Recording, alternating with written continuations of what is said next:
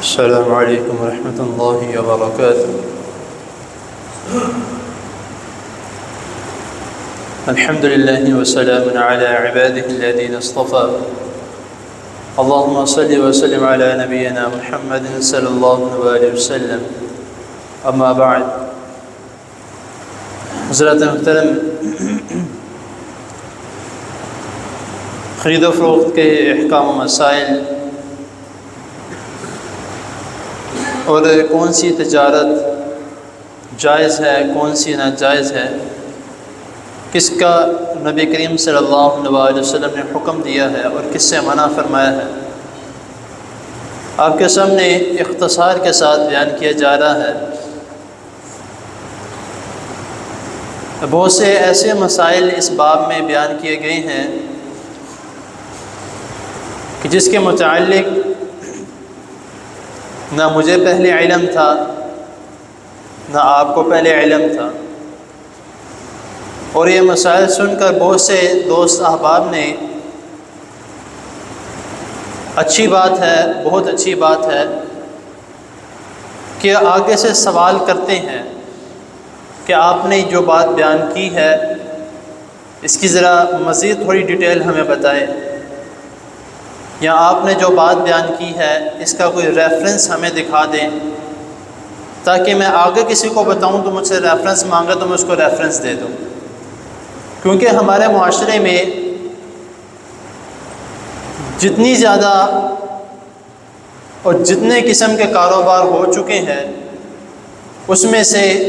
بہت کم کاروبار ایسے ہیں جو کہ قرآن و حدیث کے مطابق ہیں، بہت زیادہ اس طرح کی ہیں جو کہ ہم خود سے بنا رہے ہیں، خود سے چلا رہے ہیں، لیکن اگر اس کے متعلق کوئی بتا دے یا کوئی سمجھا دے تو ہم اس کی بات ماننے کو تیار نہیں ہیں۔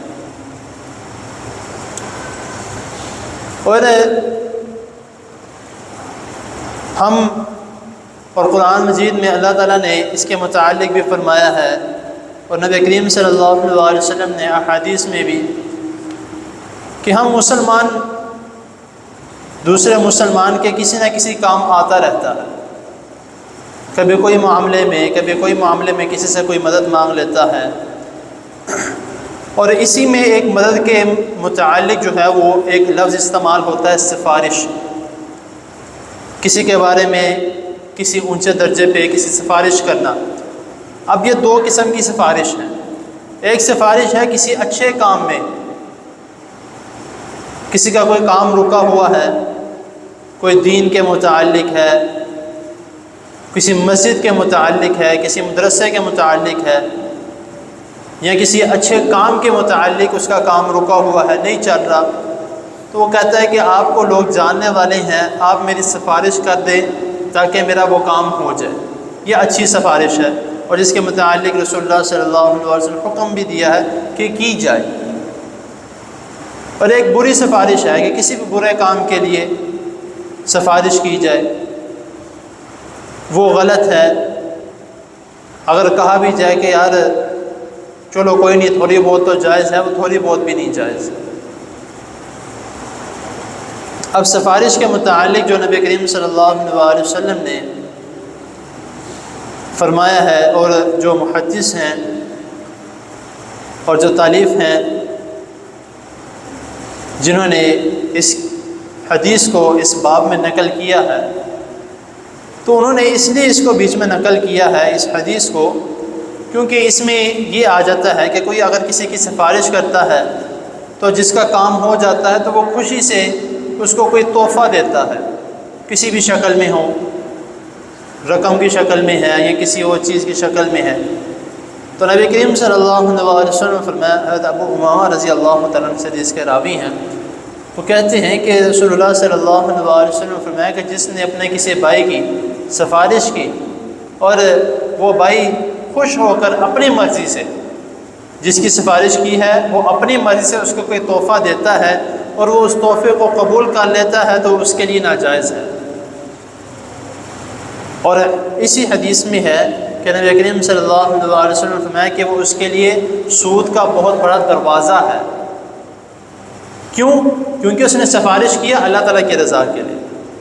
اس نے سفارش کیا اچھے کام کے لیے، اجر و ثواب کے حصول کے لیے۔ تو لیکن اگر وہ تحفہ قبول کرتا ہے تو اس کے من میں لالچ آ سکتا ہے، اگر وہ تحفہ قبول کرتا ہے تو اس کے دل میں کئی خیالات آ سکتے ہیں۔ تو اسی لیے نبی کریم صلی اللہ علیہ وسلم نے، حالانکہ اس نے مانگا نہیں ہے اور نہ اس میں مانگنے کا ذکر ہے، خوشی سے کہا ہے، لیکن اس کے بھی لینے کی وجہ سے نبی کریم صلی اللہ علیہ وسلم نے منع فرمایا۔